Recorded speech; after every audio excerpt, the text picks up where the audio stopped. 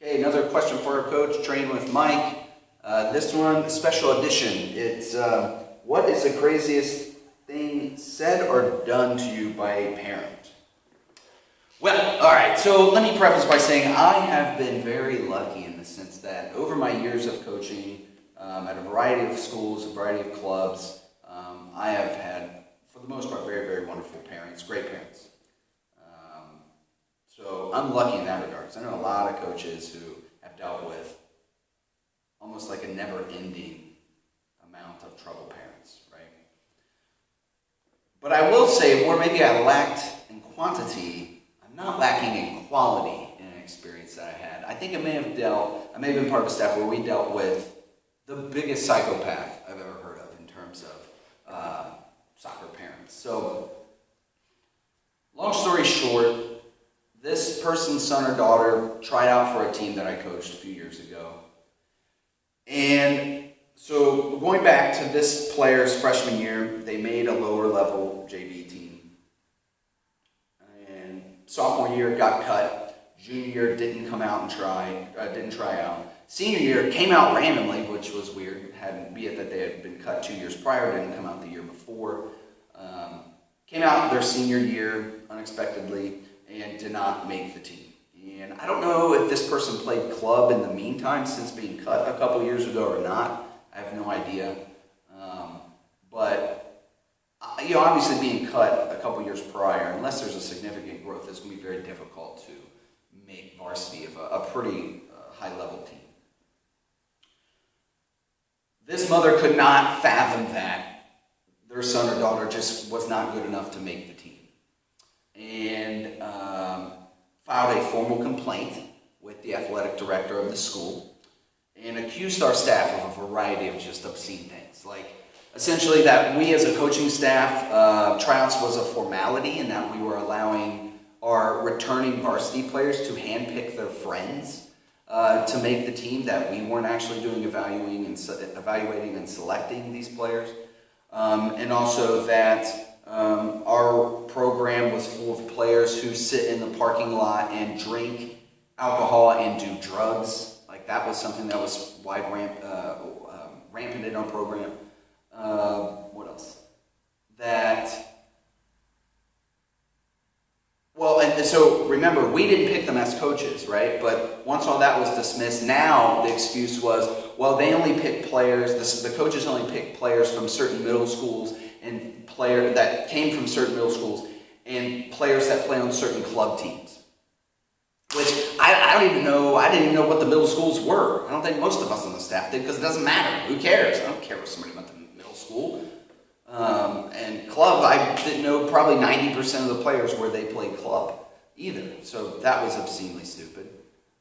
But again, it couldn't be just because their son or daughter stunk. It had to be because either she wasn't part of the friend group of the returning varsity players, and so that's why, because those were the ones actually selecting the players, or if somehow maybe we as coaches were doing the evaluating and selecting players. We only focused our emphasis on certain club teams and middle schools. What a nut, right? What a psychopath. Anyway, they filed a formal complaint against us and complained and moaned to the athletic director of the school. Came up with a variety of other excuses, that we didn't know what we were doing, that we played a terrible brand of soccer, and blah, blah, blah, blah, all this nonsense. So anyway, the district ended up hiring a private investigator to interview us as coaches, to interview players, to interview administrators, to do a formal investigation of what was going on within our program. All because this nutcase couldn't take it that their son or daughter did not make the team. Just couldn't take it. So, wise use of district tax dollars. Way to go. Anyway, not the district's fault. They were trying to appease this lunatic, okay? But anyway, so the private investigator, this person's background, he was an administrator in education for about 30 years. After he retired out of education, he had been a private investigator for 10 or 12 years at that point. So obviously he's been around a long time, seen a lot of things. He He said he had never seen anything like this before. He had never seen a parent go so bananas over something like this, not being able to grasp that their son or daughter just ain't cutting the mustard. And he said never seen anything like this. Came the investigation where it was concluded that there was no erroneous activity, nothing nefarious going on within our program, and that this person was just wrong, right? But of course that wasn't enough. They still kept making a huff, right? Being a problem. And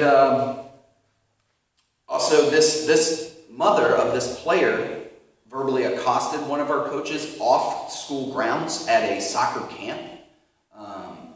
And again, with a lot of accusatory language and things. Insane, man. Bonkers stuff. This went on throughout most of our season, quite frankly. We were dealing with it. It was kind of over our heads. It was a black cloud over our program internally. I don't know how much was known externally, but within the coaching staff and things like that, it was something that was a part of our daily, weekly conversations as a staff. What else? So when this player was cut from the team, what is customary is we will be happy to talk to these players and just give them feedback as to why they were not kept in the program. This mother came in with guns a-blazing, man, for these talks. And generally it's just the coaches and the player that have this talk. The parents are not involved.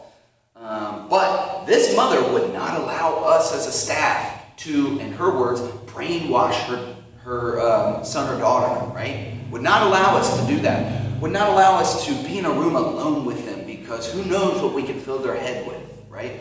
And when this mother was talking to us, her eyes would get to be like the size of plates, just huge. And she would look through you when she was talking to you, man, like burn holes through you. It was crazy. This broad was nutty, okay? And also, when it came to tryouts, our tryout fields were about 150 yards away from a middle school or elementary school or something, and this school had a playground on it with like a slide and whatnot, and the slide had a cover over it. Well, it turns out during tryouts, in the rain, mind you, this mom had been watching tryouts from 150 yards or so away, watching us. And that's how they had proof that we weren't doing anything, that the returning varsity players were the ones actually selecting the players, and that us as coaches, it was just a formality, wasn't real evaluation. And because that player did not go to a certain middle school or play for a certain club team, that the returning varsity players weren't going to allow them on the team, and us as coaches were not going to allow them on the team. What kind of psychopath do you have to be to sit on a child's playground 150 yards away in a tunnel slide with a cover on it and watch soccer tryouts? Okay? I don't know if they had binoculars or something, or a telescope perhaps, and just could evaluate so well. I don't know. Bizarre behavior, okay? Anyway, also, when the mother came to our staff and wouldn't allow us to have a one-on-one conversation with their son or daughter, standing 15 feet away from us, this mother was talking to their child very passive-aggressively and talking about us as coaches. Just saying very rude and condescending things about us as if we weren't there. And turns out, little caveat, this mother is in education. Yes, this lunatic teaches our young people. I come to find that out weeks later. And it made me sad and kind of laugh at the same time. Sad for our young people, laugh because the irony of the whole situation. You laugh so you don't cry, right?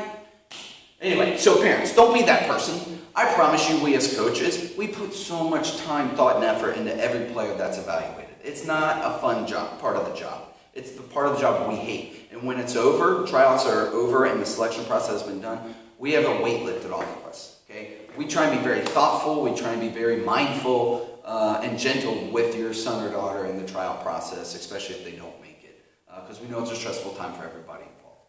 But to think that it's some conspiracy, that there's something nefarious going on, and that, there's some, act of God going against your son or daughter, just isn't it. Sometimes your son or daughter just doesn't cut the mustard, and they don't make it, and that's okay. That's okay. They move on to something else, and that's great. But anyway, I'm sure there are some other horror stories out there that you as coaches, fellow coaches, and even parents, you guys have probably seen some nutty parents in your day. I'd love to hear about those. So let me know what you've dealt with as a coach, or if you're a parent on that side of things. But anyway, that's all I got. Question for a coach, Train with Mike. We'll see you next time.